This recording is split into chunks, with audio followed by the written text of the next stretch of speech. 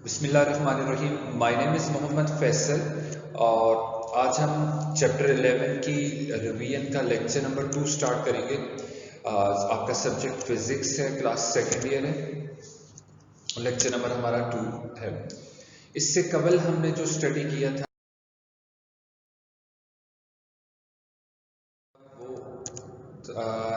हमने linear expansion को cover किया था और वॉल्यूमेट्रिक एक्सपेंशन को देखा था और इससे पहले हीट और टेम्परेचर के डिफरेंसेस वगैरह देखे थे।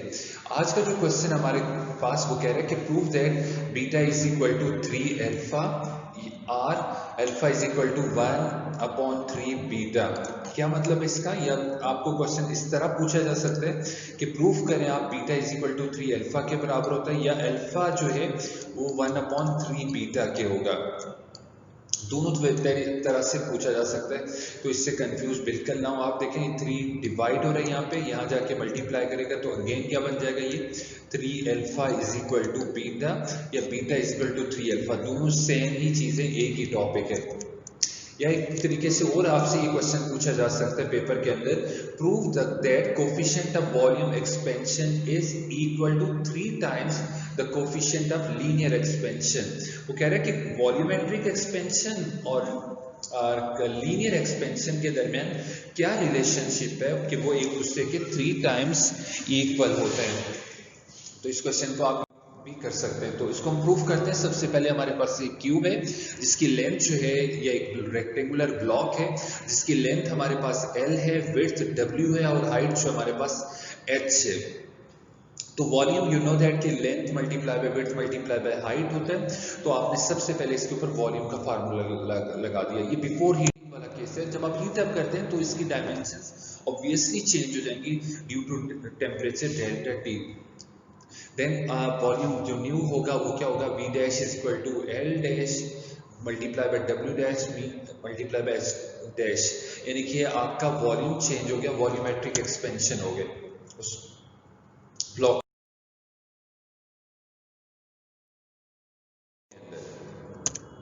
नेक्स्ट है L dash W dash are the final length, final width and final height. और फाइनल लेंथ के लिए हमने फार्मूला ड्राइव किया था इससे कबल। L डैश जो होगा 1L plus 1 plus alpha delta T। इसी तरह W dash W into 1 plus alpha delta T और H डैश जो है वो H into 1 plus delta T हो जाएगा आपके पास ये। फिर नेक्स्ट जो होगा, ये 3 इक्वेशंस आपके पास आ चुकी हैं। आप लोगों ने अभी इससे प्रीवियस पढ़ा था कि V dash L dash multiply by W dash multiply by H dash. ये इक्वेशन यूज करके इन तीनों की वैल्यूज इसमें क्या कर देंगे, हम पुट कर देंगे। लेट्स सी, देखिए ये देखें V डैश के अंदर L डैश की जगह ये वैल्यू हमने प्लेस कर दी, W डैश की जगह ये वैल्यू और H डैश की जगह ये पुट कर दी। अब L W H को आप सेपरेट कर लेंगे। हम देखिए सबसे पहले लिख दिया 1 plus alpha delta T, 1 plus alpha delta T। ये बेसिस सेम बेसिस आपस में मल्टीप्लाई करें तो इनकी पावर्स ऐड हो जाएंगी। तो देखिए 1 plus 1 it will become 3 total. अब आप इसको यूं भी लिख सकते हैं V dash L W equal to L multiply by W multiply by ये V के बराबर था। और 1 प्लस अल्फा डेल्टा T को आप यूजिंग बाइनोमियल सीरीज, मैथ्स का एक रूल है सिंपल, आप पूरा क्यूब वाला फार्मूला बिल्कुल ना ओपन करें, यहाँ लिख दें यूजिंग बाइनोमियल सीरीज। ये जो हायर पावर 3 है ये इस सेकेंड टर्म के साथ आ जाएगी, मीन्स ये क्या हो जाएगा 3 अल्फा डेल्टा T हो जाएगा बाइनोमियल एक्सपेंशन के दौरान। तो लेट्स सी, यहाँ देखिए V dash L W multiply bye की जगह ये लिख दिया। फिर उसके बाद ये क्यूब वाला इसने फार्मूला यहाँ ओपन किया हुआ है, आप क्यूब वाला ओपन करें ना, थोड़ा सा लेंथी हो जाएगा आप लोगों के लिए। उससे बेहतर ये वो बाइनोमियल सीरीज वाला यूज कर लें, आप लोगों के लिए इजी होगा।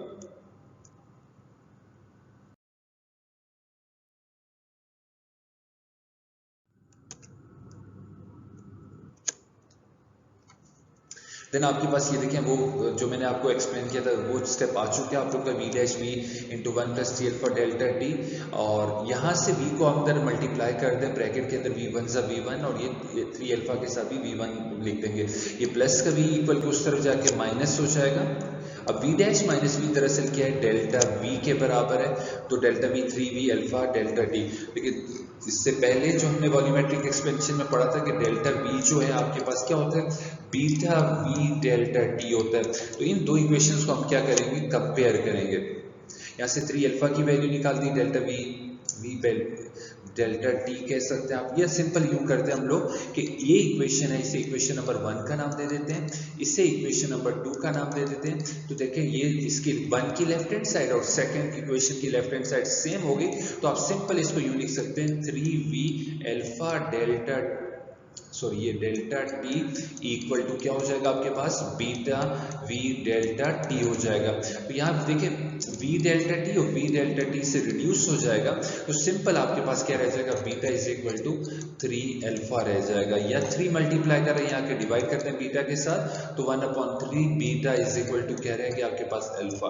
ये दोनों जो आपने क्वेश्चंस के अंदर देखा था, दोनों चीजें पूछी गई थी, तो दोनों हमने ड्राइव कर ली।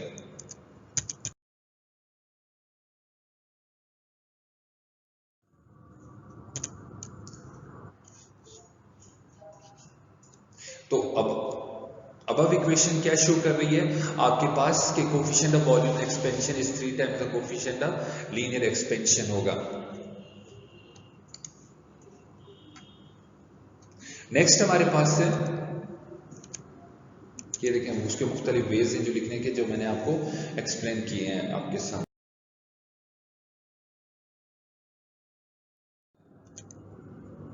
नेक्स्ट टॉपिक है हमारा स्पेसिफिक हीट कैपेसिटी।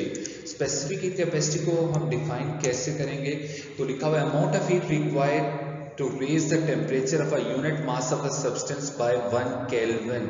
आपके पास कोई भी amount unit mass of substance से, लेट्स सपोज मैं कहता हूँ 1 किलोग्राम आपके पास मास है और आप उसका टेम्परेचर 1 डिग्री सेंटीग्रेड तक या 1 केल्विन तक बढ़ाना चाहते हैं, तो उस दौरान जो आप हीट उसको प्रोवाइड करेंगे ताकि उसका टेम्परेचर क्या हो जाए, रेज हो जाए 1 डिग्री सेल्सियस तक, तो वो अमाउंट ऑफ हीट जो आप उसको प्रोवाइड करेंगे that is known as specific heat capacity. Let's see again, उसने कहा बॉडी मास से absorbs heat delta Q and its temperature rises by delta T, then उसके लिए सिंपल फार्मूला क्या हो जाएगा, तो ये फार्मूला है, याद रखिएगा जितना मास आप कंसीडर कर रहे होंगे, लेट्स सपोज अगर आप ज्यादा मास कंसीडर करेंगे तो ज्यादा हीट उसको प्रोवाइड करना पड़ेगी, दोनों डायरेक्टली प्रोपोर्शनल है, वो ज्यादा से ज्यादा हीट अब्सॉर्ब करेगी मास जो है। The second thing is delta Q जो डिपेंड कर रही होती है वो चेंजिंग टेम्परेचर, जितनी ज्यादा हीट आप प्रोवाइड कर रहे होते हैं उतना ज्यादा उस बॉडी का क्या होगा, टेम्परेचर चेंज होना शुरू कर देगा। तब दोनों इक्वेशन को अगर हम कंबाइन करेंगे इक्वेशन 1 और 2 को, तो delta q proportional to m delta t, proportional का साइन ये हटाएंगे तो स्मॉल सी आ जाएगा। This small c denote specific heat capacity, या इसको यूं भी लिख सकते हैं c m delta t multiply कर रहा है वहां डेल्टा क्यू के डिनोमिनेटर में चला जाएगा, तो सी का फार्मूला हो जाएगा q upon M delta T.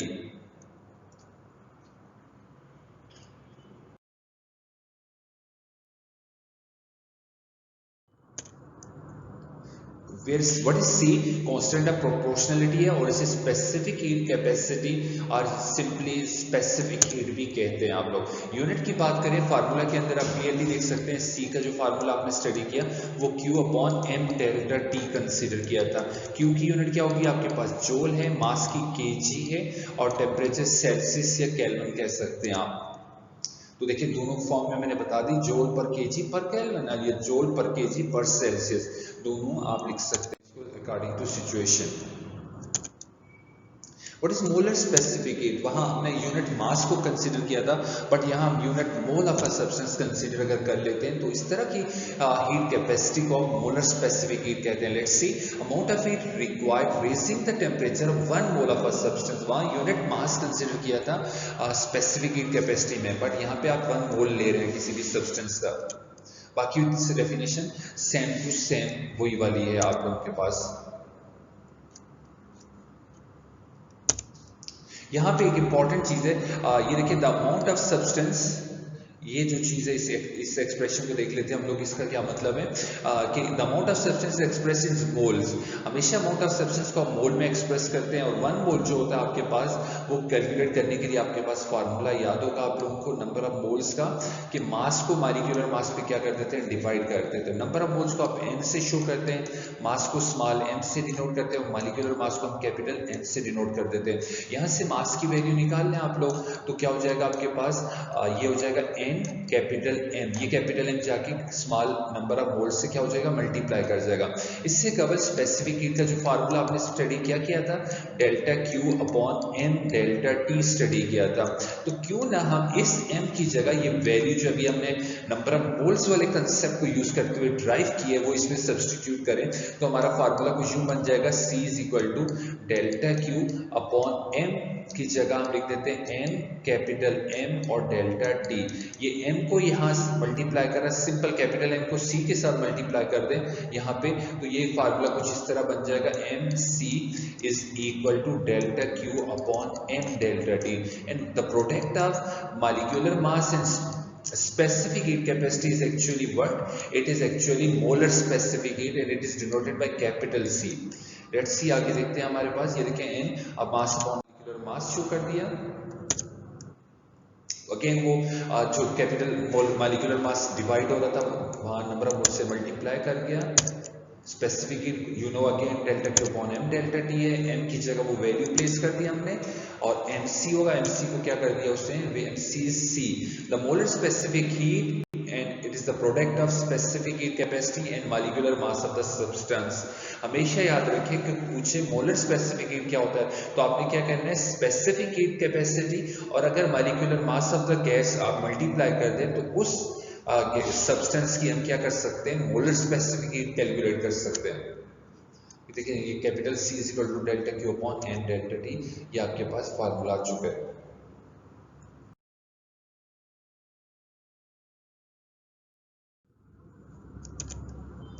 Unit की बात करें मोलर, तो सेम वही है, जोल पर केजी के बजाय या पर मोल इस्तेमाल करेंगे आप, जोल पर मोल पर केल्विन कर दें या जोल पर मोल पर सेल्सियस कर दें।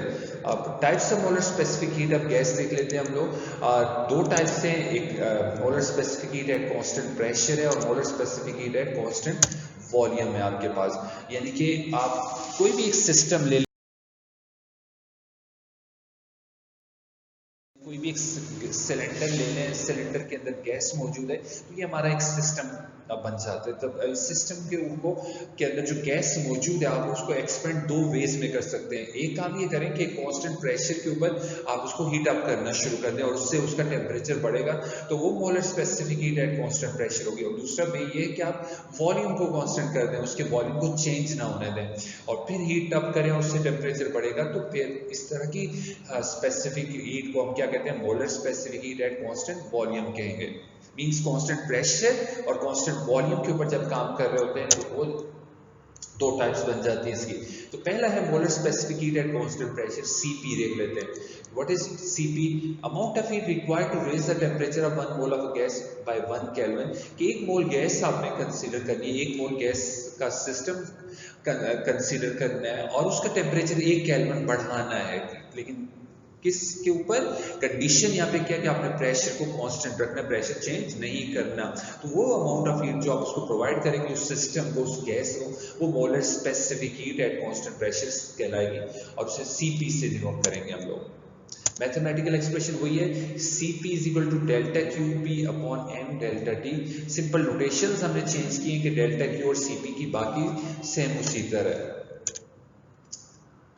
कि क्यू भी बता दिया वो हीट जो आप कांस्टेंट प्रेशर के ऊपर उस सिस्टम को प्रोवाइड कर रहे होते हैं, और CP molar specific heat at constant pressure है, N number of moles, delta rise in temperature of the gas.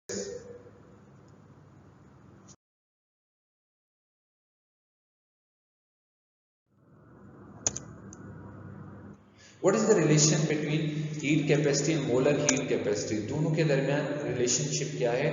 The amount of substance expressed in mole, जब आप किसी भी अमाउंट ऑफ सब्सटेंस को मोल में एक्सप्रेस करते हैं तो 1 mole is the amount of matter in grams numerically equal to the molecular mass जो है आपके पास। ये दो नंबर ऑफ मोल्स का फार्मूला आपके पास मास अपॉन मॉलिक्यूलर मास है, इससे कबल भी हमने ये चीज ड्राइव की हुई है।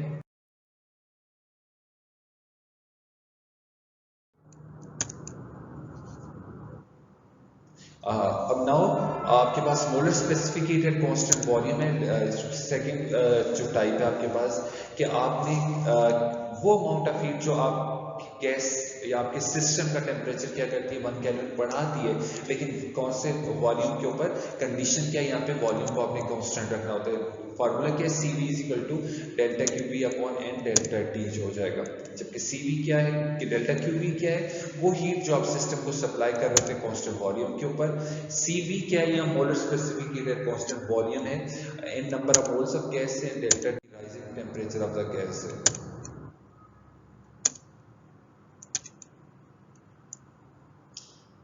नाउ अगेन वही जो डेरिवेशन हम इससे प्रीवियस स्लाइड के अंदर आपने की थी,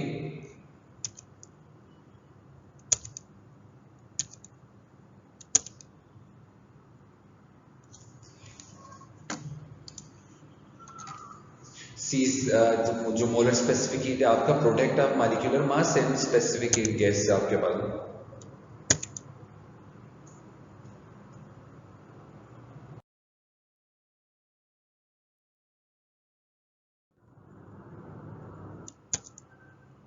What is latent heat? Next topic हमारा है latent heat का। Amount of heat required to change the state of a unit mass of substance without changing the temperature is called latent heat। अब ice cube की हम बात करें, ice cube का जो है, जो वाटर का फ्रीज जब होता है तो क्या बनता है, आइस क्यूब बन रही होती है 0 डिग्री सेंटीग्रेड के ऊपर, ये क्या हो जाती है, फ्रीज हो जाती है, आपकी बर्फ बनना शुरू हो जाती है, आइस बनना शुरू हो जाती है। तो 0 डिग्री सेंटीग्रेड के ऊपर अगर आप आइस क्यूब लें और उसे प्लेट के अंदर उस आइस क्यूब को रख देंगे, तो प्लेट के अंदर वो आइस क्यूब मेल्ट होकर वाटर में चेंज होना शुरू हो जाएगी, और उस वक्त तक वो टेम्परेचर उस प्लेट के अंदर वाटर का इंक्रीज नहीं करेगा, उस आइस क्यूब का टेम्परेचर 0 से बढ़ेगा नहीं, जब तक कि वो सारी की सारी आइस जो है क्या होगा, वाटर में चेंज ना हो जाए।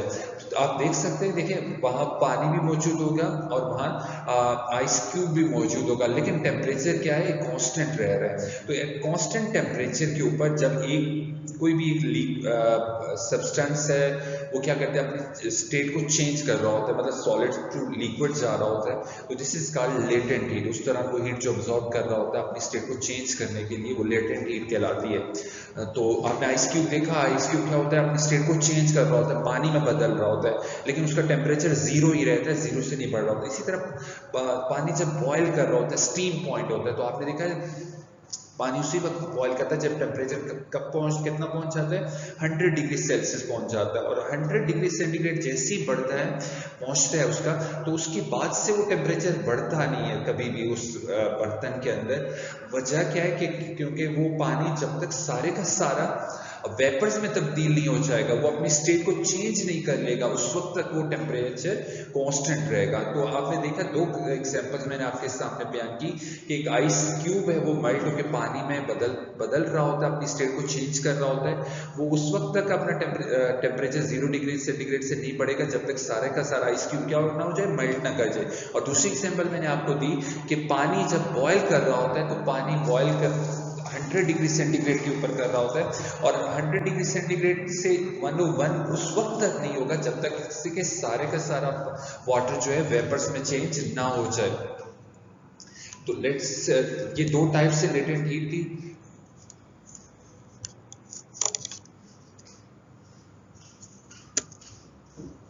टाइप्स ऑफ लेटेंट हीट देख लें। Latent heat is of two types, मैंने दोनों एक्सप्लेन भी कर दी आप लोगों के सामने के लिए। First one is latent heat of fusion है और लेटेंट हीट ऑफ वेपराइजेशन है। पहली जो एग्जांपल मैंने आइस क्यूब की आपको दी थी वो है लेटेंट हीट ऑफ फ्यूजन, क्योंकि एक सॉलिड चीज थी, एक आइस क्यूब है, ये मेल्ट होकर किस में चेंज हो रहा है, फ्यूज होकर वाटर में बदल रहा था, और टेम्परेचर कितना है 0 डिग्री सेंटीग्रेड, दोनों के केस में क्या कांस्टेंट रहता है, यहाँ तक कि ये सारे का सारा पिघल के वाटर में बदल ना जाए। जैसे ये वाटर में चेंज हो जाएगा, फिर 0 से 1 डिग्री सेंटीग्रेड पे 2 degree centigrade and so on temperature raise करना शुरू कर देगा। And similar case is over here, latent heat of vaporisation. नाम से ही आपको पता चल रहा होगा कि वेपराइज होने के दौरान, तो वेपराइजेशन कब हो रहा था, 100 डिग्री सेंटीग्रेड के ऊपर वेपर्स तक जब पूरे का पूरा लिक्विड वेपर्स में चेंज नहीं हो जाता, वो टेम्परेचर क्या रहता है, कांस्टेंट रहता है। This is called latent heat of vaporisation.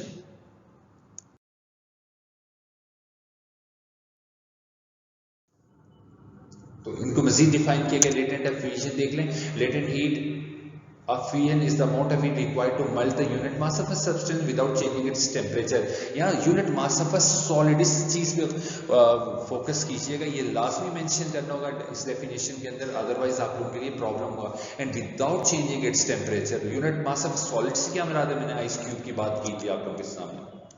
और मैथमेटिकली इसका फार्मूला हीट ऑफ फ्यूजन का क्या होता है आपके पास, delta Q upon M. M वो यूनिट मास ऑफ सॉलिड है और डेल्टा क्यू जो हीट वो आप प्रोवाइड करेंगे दैट इज लेटेंट हीट, और हीट ये क्या होगा, एच एफ क्या होगा, हीट ऑफ फ्यूजन कहलाएगी. दोनों की जो रेशियो होगी आपके पास, यूनिट जो है हीट ऑफ फ्यूजन की जूल पर केजी होगी.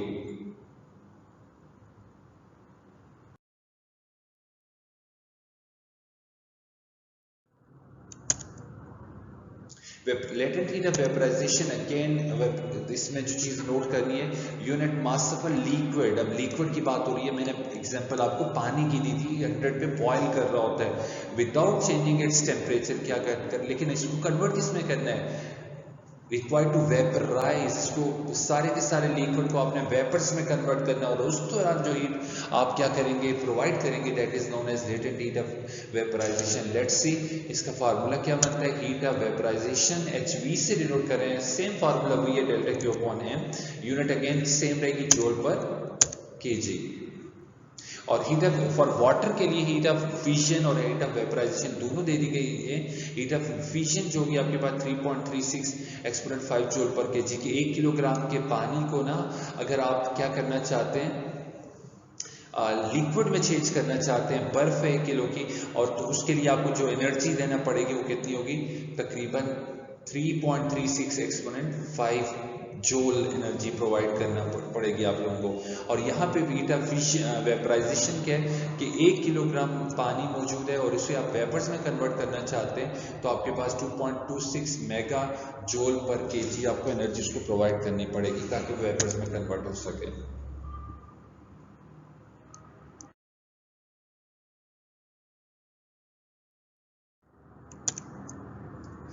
what are the gas laws? Gas के बिहेवियर को डिस्क्राइब अगर आप करना चाह रहे हैं, मुख्तलिफ बिहेवियर्स होते हैं, प्रेशर है, वॉल्यूम है, टेम्परेचर है, इस तरह के बिहेवियर्स को डिस्क्राइब करने के लिए 4 वेरिएबल क्वांटिटीज़ है, मैंने बता दी हैं आप लोगों को. मास भी उसमें शामिल है, टेम्परेचर. तो this relation between in two variables keeping other constant are known as gas laws. तो गैस लॉज में क्या किया जाता है कि कोई से 2 वेरिएबल्स आपने कंसीडर करने होते हैं और बाकी तमाम वेरिएबल्स को क्या रखना होता है, कांस्टेंट रखना होता है.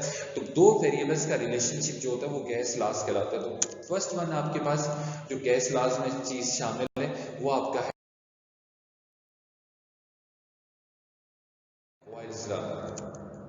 बॉयल्स लॉ को देख लेते हैं. इसमें जो 2 वेरिएबल्स आपके डिस्क्राइब किए जा रहे हैं गैस के बिहेवियर के बारे में, वो वॉल्यूम और आपका प्रेशर है, कि volume is inversely proportional to the pressure of a gas. Providing temperature को आप क्या रख देंगे, कांस्टेंट. देखें ये वॉल्यूम इज आपके पास इनवर्सली प्रोपोर्शनल टू प्रेशर आ रहा है. वॉल्यूम जब ये प्रोपोर्शनल का साइन हटाएंगे तो कांस्टेंट K आ जाएगा, और यहाँ P डिवाइड हो रहा है, वहाँ जाके मल्टीप्लाई, तो K1 सा KPV is equal to K हो जाएगा आपके पास. आप इसको यूं भी स्टडी कर सकते हैं बॉयल्स लॉ को. When the temperature and the mass of a gas kept constant, कि टेम्परेचर और मास को कांस्टेंट रखते हैं, the product of pressure and volume is always remain constant. Product of volume, product of pressure and volume हमेशा क्या रहेगा, constant रहेगा आपका.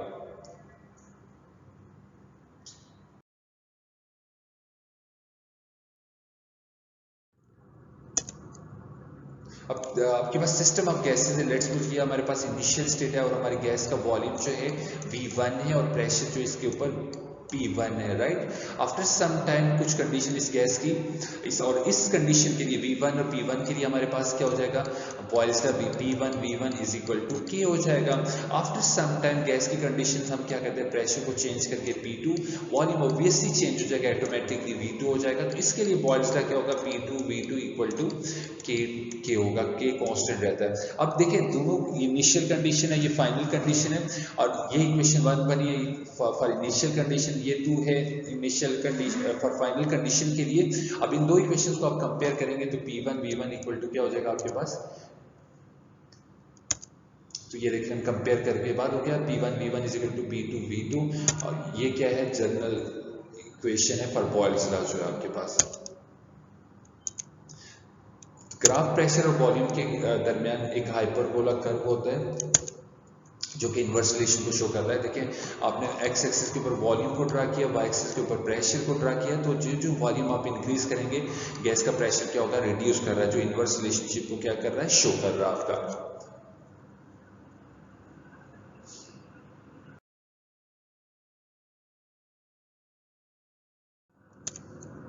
नेक्स्ट हमारे पास चार्ल्स लॉ, अगेन दो वेरिएबल्स के दरमियान को गैस के बिहेवियर को डिस्क्राइब करने के लिए दो वेरिएबल्स चार्ल्स लॉ के अंदर जो यूज होंगे वो वॉल्यूम और टेम्परेचर होंगे, बाकी रिमेनिंग जो है वेरिएबल्स क्या रखे जाएंगे, कांस्टेंट। तो यहाँ डेफिनेशन के अंदर आप क्लियरली देख सकते हैं इसको।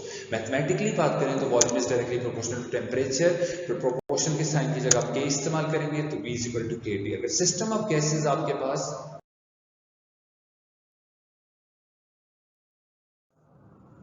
अगर सिस्टम ऑफ गैसेस आपके पास मौजूद होंगे, लेट्स सी आपके पास ये एक सिस्टम है जिसका वॉल्यूम इनिशियली V1 है और टेम्परेचर T1 है, इसके लिए चार्ल्स लॉ क्या बनेगा, V1 upon T1 equal to क्या हो जाएगा, K। आफ्टर सम टाइम अगर वॉल्यूम और टेम्परेचर को चेंज करेंगे, लेट्स सपोज इसका वॉल्यूम क्या हो गया V2 और टेम्परेचर क्या बन जाता है T2, तो इसके लिए चार्ल्स लॉ की इक्वेशन क्या बनेगी, V2 upon T2 equal to K। अब इन दो इक्वेशन को कंबाइन करेंगे आप, V1 upon T1 is equal to V2 upon T2 हो जाएगा, दिस इज T1। तो वो same V1 upon T1 equal to K, V2 upon T2 equal to, comparing both equation, V1 upon T1 equal to V2 upon T2 हो जाएगा आपके पास।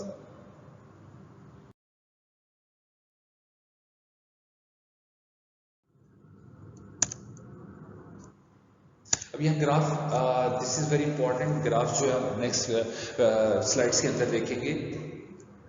If the graph is extrapolated backward, it cuts the temperature axis at -273 degree centigrade.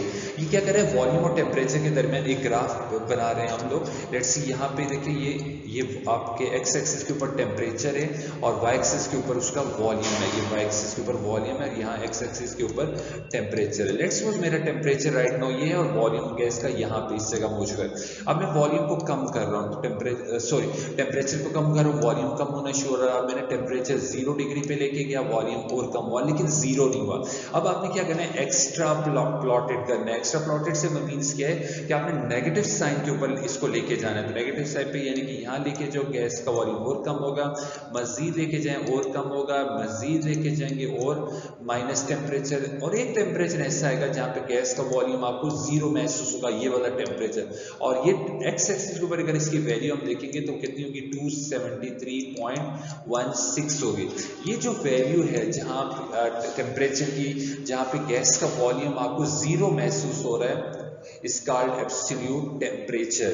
इसे या absolute zero भी कहते हैं। इसे ये सब थ्योरेटिकल टेम्परेचर, बट प्रैक्टिकली ये पॉसिबल नहीं होता। प्रैक्टिकली ये होता है कि जैसे ये वॉल्यूम टेम्परेचर 0 करते हैं तो गैस का वॉल्यूम कम हो रहा था, थोड़ा सा मजीद टेम्परेचर अगर कम करेंगे तो गैस का वॉल्यूम 0 होने के बजाय क्या होता है, गैस लिक्विड में चेंज हो जाएगी आपकी।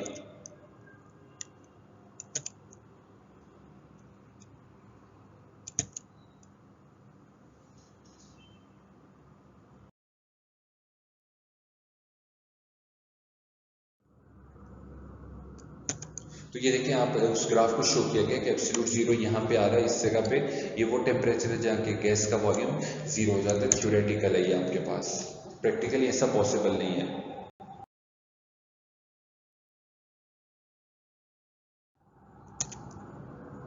अब जनरल गैस इक्वेशन की बात कर रहे हैं। An equation obtained by combining Boyle's and Charles law is known as general gas equation. जब आप बॉयल्स और चार्ल्स लॉ को आप कंबाइन कर लेंगे तो ये आपके पास जो इक्वेशन बनेगी वो क्या कहलाएगी, जनरल गैस इक्वेशन कहलाएगी। मैथमेटिकल एक्सप्रेशन में एक आपने आइडियल गैस लेना है जिसका मास सेम हो, इनिशियल प्रेशर P1 हो, वॉल्यूम V1 और एब्सोल्यूट टेम्परेचर T1 हो आप उसका। आपने प्रेशर को P1 से P2 करना है चेंज, और वॉल्यूम जो है क्या हो जाएगा आपका, विल बिकम V। ठीक है, अगर वॉल्यूम इनिशियली क्या था आपके पास V1 था, चेंज करने के बाद उसका वॉल्यूम क्या हो गया, V, सिंपल V रह गया। तो इसके लिए इक्वेशन यहाँ पे ये हुआ है दैट एक्चुअली अगर आपके पास ये सिस्टम है, इनिशियल केस क्या, इसका प्रेशर लेट्स सपोज आपने कितना अप्लाई किया हुआ था, आप P1 था, और वॉल्यूम क्या था, लेट्स सपोज V1 था ग्लास। तो जैसे ही आप इसको हीट अप करेंगे व्हाटसोएवर, तो क्या होगा, प्रेशर चेंज करेंगे। लेट्स सपोज मैं प्रेशर चेंज करता हूँ, इसका प्रेशर चेंज करने के ऊपर लेट्स सपोज यहाँ पे 2 स्लॉट रखे हुए थे, यहाँ प्रेशर बिल्कुल कम, एक स्लॉट वहाँ हटा दिया मैंने। स्लॉट हटाने के बाद इसका वॉल्यूम चेंज होकर क्या हो जाएगा, V हो जाएगा। और ये प्रेशर P1 से क्या हो गया, P2 हो गया। यहाँ पहले कितना था, P1 था। अब इसके लिए बॉयल्स का क्या बनता है, P1 V1 equal to K हो जाएगा, और इसके लिए बॉयल्स का जो बनेगा वो क्या होगा, P2 V equal to K हो जाएगा। कंपेयर करें तो ये इक्वेशन बन जाएगी आपके पास P1 V1 equal to P2 V।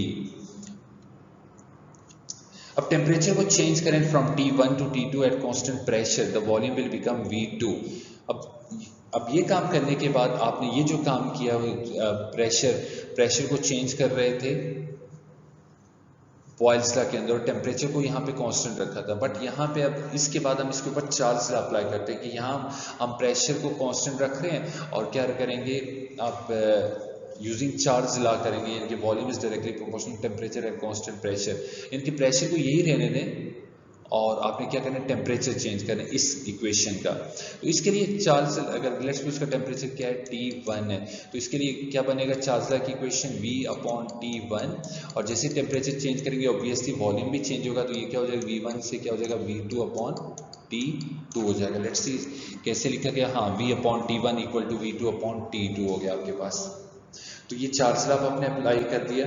उसके बाद नेक्स्ट जो है आपने करना ये है कि यहाँ से V की वैल्यू आपने निकालनी है। तो V क्या आ जाएगा आपके पास, V2 upon T2 equal to क्या आ गया आपके पास, T1 आ गया। इस वैल्यू को यहाँ प्लेस कर देते हैं हम लोग।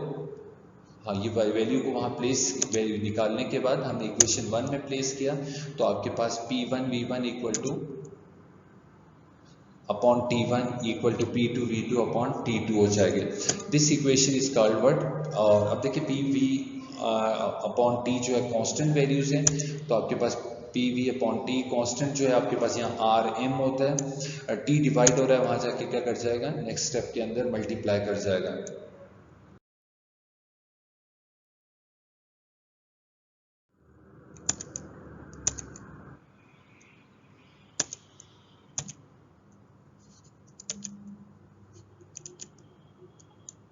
तो ये RT होगा। For n number of moles के लिए हम क्या करेंगे, यहाँ पे Vm की जगह V upon n mole of gas होगी, तो Vm जो है आपका PV जो था आपका, वो क्या होगा, V अपॉन n शो कर सकते हैं, उसकी जगह V अपॉन n लिख दिया, RT एज इट इज आ जाएगा। n डिवाइड हो रहा है, वहाँ जाके क्या कर जाएगा, मल्टीप्लाई कर जाएगा, तो PV is equal to nRT। This is known as general gas equation.